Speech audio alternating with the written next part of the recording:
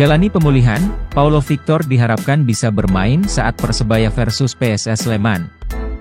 Paulo Victor striker Persebaya masih menjalani pemulihan dari cedera yang dialami saat menjamu Borneo FC di Stadion Gelora Joko Samudro Gresik dalam pertandingan pekan ke-22 Liga 1, Jumat, 3 Februari 2023.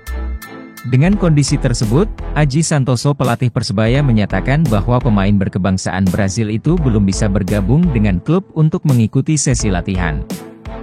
2 hari ini tidak latihan karena cedera hamstring, ucap pelatih berlisensi AFC Pro tersebut, pada Kamis, 9 Februari 2023. Sementara saat disinggung soal perkembangan menurut pemeriksaan tim dokter, ia menyatakan bahwa cedera yang dialami Victor tidak terlalu parah.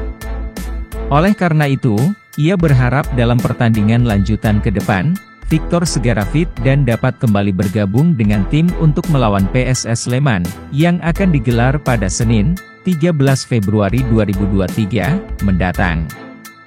Mudah-mudahan beberapa hari ke depan dia bisa lebih baik. Saya berharap meskipun tidak starting 11 untuk pertandingan melawan Sleman, paling tidak dia berada di tim, ucapnya.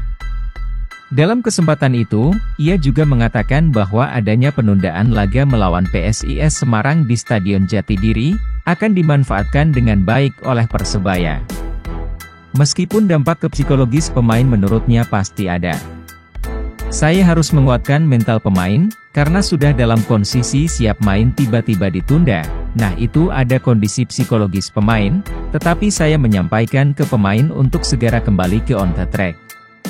Jadi, menurut saya ini tidak terlalu bermasalah, ucapnya.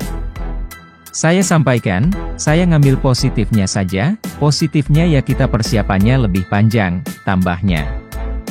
Selain itu, keuntungan lainnya yang dimiliki Persebaya menurutnya yakni mendapatkan tambahan waktu untuk menunggu kesembuhan Paulo Victor.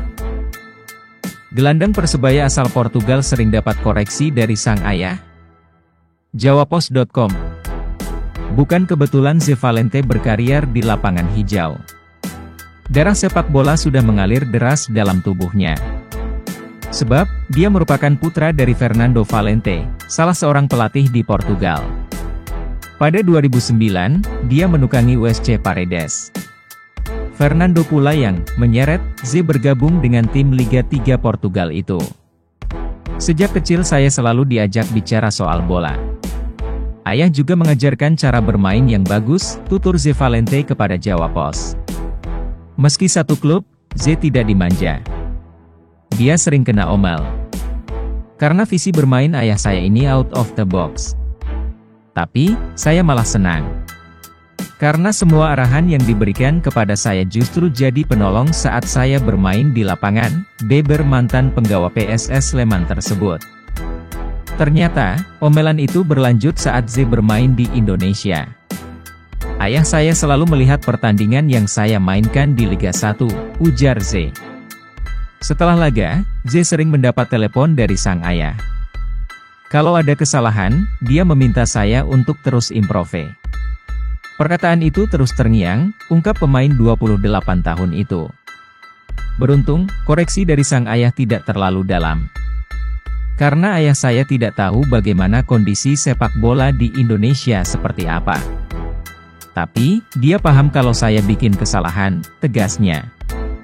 Koreksi dari Portugal itulah yang membuat Ze terus berusaha maksimal di setiap laga.